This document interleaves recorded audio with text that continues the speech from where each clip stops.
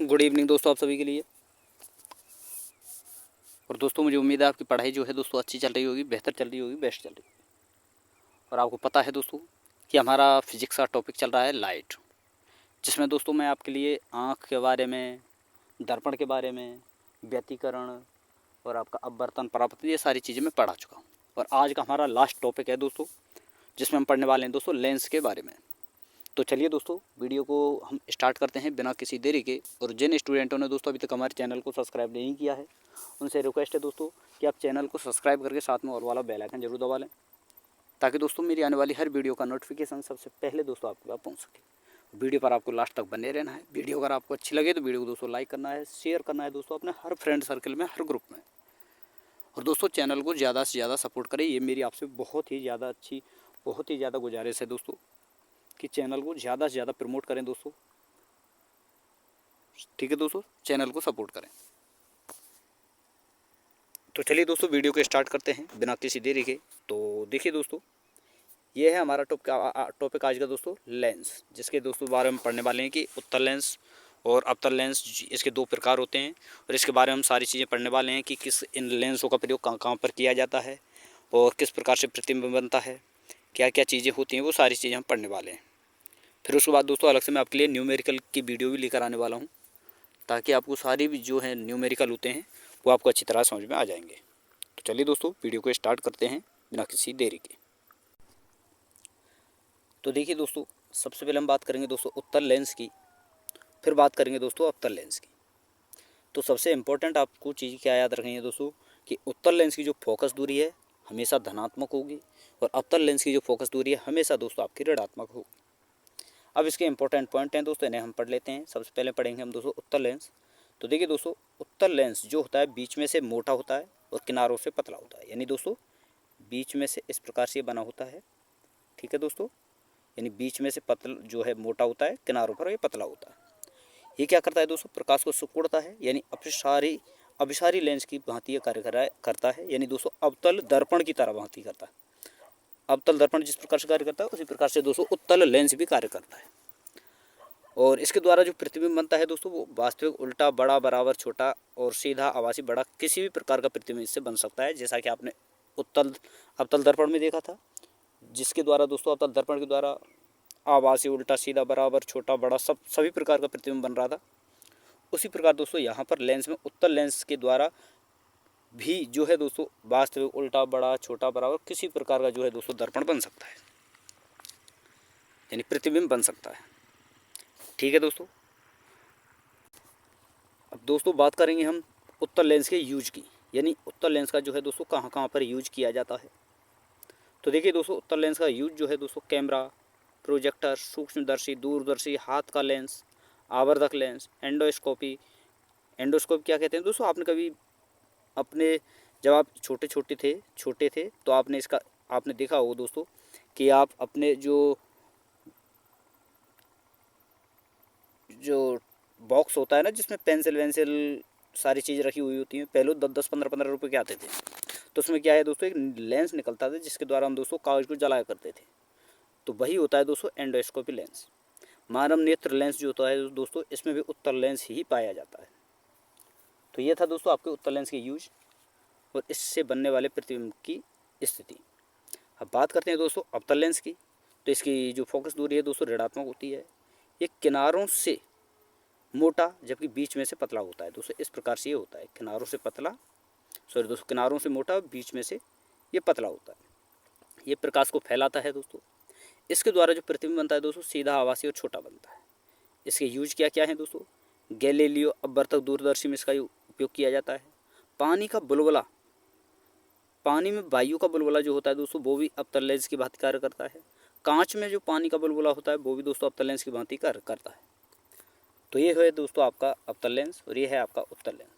तो अच्छी तरह सारी चीज़ें समझ में आ रही होंगी दोस्तों। अब चलिए दोस्तों आगे देखते हैं। आगे हम बात करते हैं दोस्तों अपवर्तन के उदाहरण, जो कि हमारे आँख के द्वारा ही होते हैं। और दोस्तों ये अपवर्तन का जो चैप्टर है अलग से है, लेकिन फिर भी आपको उदाहरण आपके देख लेने हैं इसमें कि क्या क्या अपवर्तन के उदाहरण हैं। लेकिन ये दोस्तों टॉपिक अलग है आपका। यहाँ पर मुझसे जो है दोस्तों ये गलती से डल गया है, लेकिन फिर भी आप दोस्तों बर्तन के एग्जाम्पल हैं, ये आपको याद रखने हैं। ठीक है दोस्तों, जैसे तारों का टिमटिमाना, जल में भरे पात्र का तला या सिक्का ऊपर उठा हुआ दिखाई देना, सूर्यास्त व सूर्य उदय का आभास होना, पानी से भरे छड़ जो है पात्र में दोस्तों छड़ या पैर का मुड़ा हुआ दिखाई देना, चिमनी लो के आर पार हिलती हुई वस्तुएं दिखाई देना, ये अब बर्तन के उदाहरण हैं। तो इसमें मुझसे गलती से डल गया, लेकिन फिर भी आपको याद रखना है। ठीक है दोस्तों, अब चलिए दोस्तों हम देखते हैं आगे। अब देखिए दोस्तों, मैंने एक चीज़ बताई थी कि दर्पण में जिस प्रकार से अवतल दर्पण कार्य करता है, उसी प्रकार से दोस्तों उत्तल लेंस कार्य करता है। और जो कार्य अवतल दर्पण में जो है दोस्तों उत्तल दर्पण का होता है, वही दोस्तों यहाँ पर अवतल लेंस का होता है। तो वहाँ पर अवतल दर्पण और यहाँ पर उत्तल लेंस बराबर होते हैं दोस्तों। तो ये चीज़ें आपको याद रखनी है। ठीक है दोस्तों, और वही चीज़ें हैं दोस्तों, सेम, कोई अंतर नहीं है।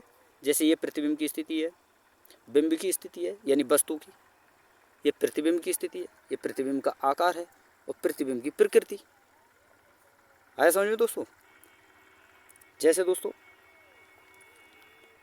अब हम देख लेते हैं दोस्तों सबसे पहले कि उत्तल लेंस में किस प्रकार से प्रतिबिंब बनते हैं, किस जगह पर किस प्रकार का प्रतिबिंब बनेगा। तो चलिए दोस्तों देखते हैं, समझते हैं अच्छी तरह से। मान लीजिए दोस्तों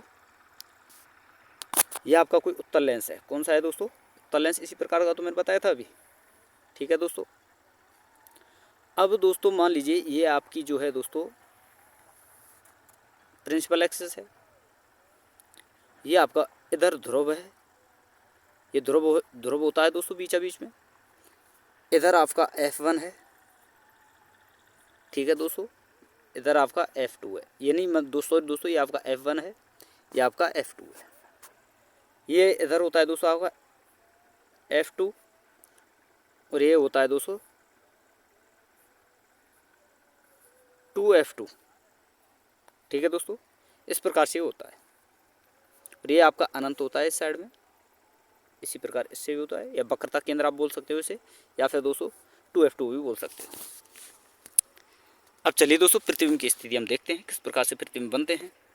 तो देखिए दोस्तों, सबसे पहले हम रखते हैं दोस्तों वस्तु को अनंत पर। कहाँ पर दोस्तों? अनंत पर। तो पहले आप देख लीजिए दोस्तों, वस्तु अनंत पर रखते हैं तो प्रतिबिंब फोकस F2 पर बनेगा। और कैसा बनेगा दोस्तों? बिंदु आकार का, अत्यधिक छोटा और उल्टा और वास्तविक बनेगा। तो देखिए दोस्तों, अब चलते हैं, वस्तु को हमने यहाँ पर रखा दोस्तों अनंत पर, तो प्रतिबिंब कहाँ बना दोस्तों? यहाँ पर बनेगा, आपका F2 पर बनेगा ना। ये F1 है आपका, ये F2 है, तो F2 पर बनेगा। और किस प्रकार का बनेगा दोस्तों? छोटा, बहुत छोटा और बिंदु आकार का। अब चलिए दोस्तों आगे हम बात करते हैं। अगर वस्तु को वक्रता केंद्र यानी 2F1 और अनंत के मध्य, ठीक है दोस्तों, 2F1, ये आपका 2F1 है और यहाँ पर ये अनंत है, यहाँ पर रखा जाए। यहाँ पर तो ये अनंत था आपका, अब यहाँ पर रखा जाए तो प्रतिबिंब कहाँ बनेगा दोस्तों? यहाँ पर। ठीक है, F2 और 2F2 के बीच में। और कैसा बनेगा दोस्तों? ये बनेगा आपका दोस्तों छोटा बनेगा और वास्तविक और उल्टा बनेगा। अब चलिए बात करते हैं दोस्तों, अगर वस्तु को 2F1 पर रखा जाए तो वक्रता केंद्र पर जो है प्रतिबिंब बनेगा वो दोस्तों 2F2 यानी दोस्तों वक्रता केंद्र पर बनेगा, समान आकार का बनेगा, वास्तविक और उल्टा बनेगा। ठीक है दोस्तों, अब देखिए दोस्तों, मान लीजिए वस्तु को दोस्तों हमने यहाँ पर रखा F2 पर, तो प्रतिबिंब भी यहाँ पर बनेगा 2F2 पर। और कैसा बनेगा दोस्तों? समान आकार का। और कैसा बनेगा दोस्तों? वास्तविक और उल्टा। वास्तविक होगा वो हमेशा उल्टा होगा, आभासीय होगा वो हमेशा सीधा होगा। ये चीज़ आपको याद रखनी है। अब चलिए दोस्तों आगे हम देखते हैं, अगर वस्तु को वक्रता केंद्र यानी दोस्तों 2F1 और F1 के बीच में रखा जाए तो प्रतिबिंब कहाँ बनेगा दोस्तों? अनंत और 2F के मध्य। और कैसा बनेगा दोस्तों? बड़े आकार का और वास्तविक और उल्टा। तो चलिए दोस्तों देखते हैं, अगर वस्तु को यहाँ पर रखा जाए तो प्रतिबिंब कहाँ बनेगा दोस्तों? अगर वस्तु को F1 और 2F1 के बीच में रखा जाए तो प्रतिबिंब कहाँ बनेगा दोस्तों? प्रतिबिंब बनेगा आपका दोस्तों 2F2 और अनंत के मध्य। और कैसा बनेगा दोस्तों? बड़े आकार का बनेगा, वास्तविक और उल्टा बनेगा। इसी प्रकार से दोस्तों आगे हम चलते हैं, अगर वस्तु को F1 पर रखा जाए तो वस्तु की तरफ ही जो है प्रतिबिंब बनेगा, बड़े आकार बनेगा और आभासी और सीधा बनेगा। इन दोनों ही स्थितियों में अगर वस्तु को F1 पर रखा जाए और F1 और O के बीच में रखा जाए तो प्रतिबिंब हमेशा आपका कैसा बनेगा दोस्तों, आभासी और सीधा। ये 2 पॉइंट आपको जरूर याद रखने और बड़े आकार का ये बनेगा। तो इस प्रकार से दोस्तों ये बनते हैं। अब देखिए दोस्तों, जैसे आप वस्तु को यहाँ पर रखोगे अनंत पर तो प्रतिबिंब कहाँ बनेगा दोस्तों, यहाँ पर। जैसे जैसे आप इधर बढ़ोगे, ठीक है, तो प्रतिबिंब की स्थिति किस प्रकार से बनती चली जाएगी दोस्तों, इधर ही बढ़ते आप चले जाओगे, ठीक है। तो दोस्तों इस प्रकार से बनता है। लेकिन दोस्तों वहाँ पर क्या बताया था तो मैंने दोस्तों, अवतल दर्पण में वो उल्टा चलता है। जैसे आप इधर चलोगे तो प्रतिबिंब की स्थिति इधर बढ़ती चली जाएगी। देखिए यहाँ पर दोस्तों, जैसे जैसे आप इधर बढ़ोगे वैसे वैसे ही इस केंद्र के बाद में आप इधर बढ़ते चले जाओगे। तो इस प्रकार से इसमें दोस्तों जो है प्रतिबिंब बनते हैं। और मुझे उम्मीद है दोस्तों सारी चीज़ आपको अच्छी तरह समझ में आ रही होंगी। लेकिन फिर भी दोस्तों अगर नहीं आए, अगर आप पहली बार दोस्तों साइंस को कंप्लीट कर रहे हो तो आपको थोड़ी बहुत दिक्कत हो सकती है। लेकिन सारी दिक्कतें, ये मेरी गारंटी है दोस्तों, दर्पण में लेंस और दर्पण को समझाना मेरी गारंटी है। हालांकि अलग से जो है दोस्तों न्यूमेरिकल के लिए किस प्रकार से मुझे आपको समझाना है, उस प्रकार से भी दोस्तों सारी चीज़ें मैं खुद अपने हाथों से अलग से लिख कर लाऊंगा, ताकि दोस्तों आपको आसानी से सरल भाषा में लिखने वाला हूँ, ताकि आपको दोस्तों आसानी से मैं उससे समझा सकूँ। ठीक है दोस्तों, तो ये थी दोस्तों प्रतिबिंब बनने की स्थिति। अब चलिए दोस्तों बात करते हैं लेंस की क्षमता की। तो लेंस की क्षमता जो है दोस्तों फोकस दूरी की व्युत्क्रम होती है, यानी लेंस की क्षमता को पी से दिखाते हैं, दर्शाते हैं दोस्तों। और 1/f, एफ होता है दोस्तों फोकस दूरी, यानी मीटर में जिसे हम मापते हैं। और इसका मात्रक होता है दोस्तों डायोप्टर। और लेंस जो उत्तल लेंस होता है उसकी फोकस दूरी धनात्मक होती है, अवतल लेंस की ऋणात्मक। ठीक है दोस्तों, तो ये चीज़ें आपको याद रखनी है। अब चलिए दोस्तों आगे देखते हैं। आगे हम बात करते हैं दोस्तों, जैसे दोस्तों लेंस की क्षमता P1 और P2 दी हुई है आपके पास। तो इन दोनों लेंसों को जोड़ दिया जाए तो दोस्तों हमारे पास क्या आता है, संयुक्त क्षमता निकल कर आती है, यानी P1 + P2। वहीं दोस्तों P1 और P2 वाले दो लेंस एक दूसरे से D दूरी पर रख दिए जाएं, D दूरी पर रख दिए जाएं तो उनकी संयुक्त क्षमता क्या होगी, तो क्या होगी दोस्तों, P1 + P2 minus D × P1 × P2। ये इसका आंसर होता है। अगर D दूरी दी गई हो, दूरी नहीं दी गई हो तो लेंस की क्षमता P1 + P2 डायरेक्टली आप जोड़ देंगे। और दूरी दी गई हो तो क्या करना है दोस्तों, P1 + P2 का योग करके माइनस में करना है D × P1 × P2। ठीक है दोस्तों, अगला पॉइंट है दोस्तों, उत्तल लेंस की फोकस दूरी मान लीजिए दोस्तों 80 सेंटीमीटर दी गई है। तो लेंस की क्षमता आपसे पूछी है, ये सेंटीमीटर में, हमें मीटर में निकालना है। तो 80/100, 100 ऊपर चला जाएगा, 80 नीचे, तो लगभग दोस्तों आपका माइनस में आएगा। और ये आएगा दोस्तों क्या, सॉरी दोस्तों, धनात्मक आएगा। ये लेंस की क्षमता क्या है, धनात्मक आएगी। तो क्योंकि दोस्तों 100 का मान ज़्यादा होगा 80 से, तो हमेशा धनात्मक में ही आएगी। तो ये आएगा कितना दोस्तों, 1.25D। कुछ इंपॉर्टेंट पॉइंट हैं ये आपको याद रखने हैं। जैसे दोस्तों यदि अपवर्तनांक वाले, यानी म्यू अपवर्तनांक वाले लेंस को कम अपवर्तनांक वाले द्रव में डुबाया जाए तो लेंस की क्षमता क्या है दोस्तों, घटेगी और फोकस दूरी बढ़ेगी। क्योंकि दोस्तों क्षमता जो है फोकस दूरी के व्युत्क्रमानुपाती होती है। वहीं अगला पॉइंट आपको याद रखना है, बराबर अपवर्तनांक वाले द्रव में डुबाया जाए तो वह समतल कांच की प्लेट जो होती है उसकी तरह ही कार्य करेगी और फोकस दूरी अनंत हो जाएगी। अगर आप बराबर अपवर्तनांक वाले द्रव में अगर ऐसे डुबोगे तो क्या होगा दोस्तों, समतल कांच की तरह ये व्यवहार करेगा और फोकस दूरी इसकी अनंत हो जाएगी। ये चीज़ आपको याद रखनी है। अब चलिए दोस्तों आगे देखते हैं। आगे हम बात करते हैं दोस्तों, अगला पॉइंट है, अधिक अपवर्तनांक वाले अगर द्रव में डुबोया जाए तो प्रकृति बदल जाएगी, व्यवहार बदलेगा, यानी उत्तल का अवतल और अवतल का उत्तल, इस प्रकार से व्यवहार करने लगेगा। इसका एग्जाम्पल है दोस्तों, ये आपको याद रखने दे, जैसे दोस्तों कांच में पानी का बुलबुला, पानी में वायु का बुलबुला, संरचना उत्तल जैसी और कार्य इनका अवतल जैसा होता है। और ये डायरेक्टली आपसे पूछे जाते हैं, तो ये आपको याद रखने हैं। और लेंस की क्षमता का सूत्र है दोस्तों 1/f बराबर 1/v माइनस 1/u। और लेंस की आवर्धन क्षमता का सूत्र क्या है दोस्तों, प्रतिबिंब की ऊंचाई बटे बिंब की ऊंचाई बराबर b/u, कि ये बराबर होता है। तो इस प्रकार से लेंस की क्षमता का फॉर्मूला होता है। ये सारी चीज़ें कब याद होंगी आपको, जब मैं आपको न्यूमेरिकल कराऊंगा। ठीक है दोस्तों, अभी हम खाली थ्योरी कंप्लीट कर रहे हो, थ्योरी आपको ध्यान से अच्छी तरह से कंप्लीट करनी है ताकि आपको न्यूमेरिकल करने में किसी प्रकार की दिक्कत ना हो। अब चलिए दोस्तों, अंतिम पॉइंट्स हैं आपके, इन्हें भी हम देख लेते हैं। ये आपको याद रखने हैं, बहुत इंपॉर्टेंट है दोस्तों। सबसे पहला पॉइंट है दोस्तों, अगर आवर्धन 1 से ज़्यादा है तो इसका मतलब है प्रतिबिंब वस्तु से बड़ा है, यदि 1 से कम है तो वस्तु से छोटा है। m का मान धनात्मक होने पर प्रतिबिंब सीधा और आभासी होगा, और m का मान, m है दोस्तों आवर्धन का मान, ऋणात्मक होने पर प्रतिबिंब उल्टा और वास्तविक होगा। m क्या है दोस्तों? आपका आवर्धन। अब बात करते हैं दोस्तों चिन्ह परिपाटी की। तो ये कुछ इंपॉर्टेंट पॉइंट हैं, आपको याद रखने हैं, न्यूमेरिकल करने में बहुत हेल्प करेंगे आपकी।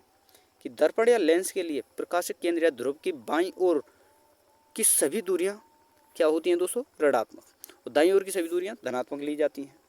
मुख्य अक्ष के ऊपर की ऊंचाइयां धनात्मक और नीचे की ऊंचाइयां ऋणात्मक ली जाती हैं। वहीं दोस्तों उत्तल लेंस या दर्पण के लिए f का मान धनात्मक, और अवतल लेंस में, लेंस या दर्पण के लिए f का मान हमेशा आपको ऋणात्मक रखना है। तो ये चीज़ें आपको याद रखनी है, बहुत इंपॉर्टेंट थी, न्यूमेरिकल के लिए बहुत काम आएंगी दोस्तों। तो ये आज का टॉपिक था दोस्तों आपका लेंस का। लेंस की सारी थ्योरी, सारी चीज़ें मैंने आपके लिए करा दी हैं।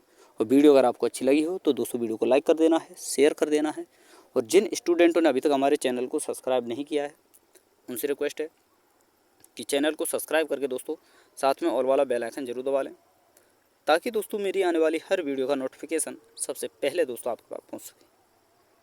तो थैंक यू दोस्तों, धन्यवाद। फिर मिलते हैं एक नई वीडियो के साथ।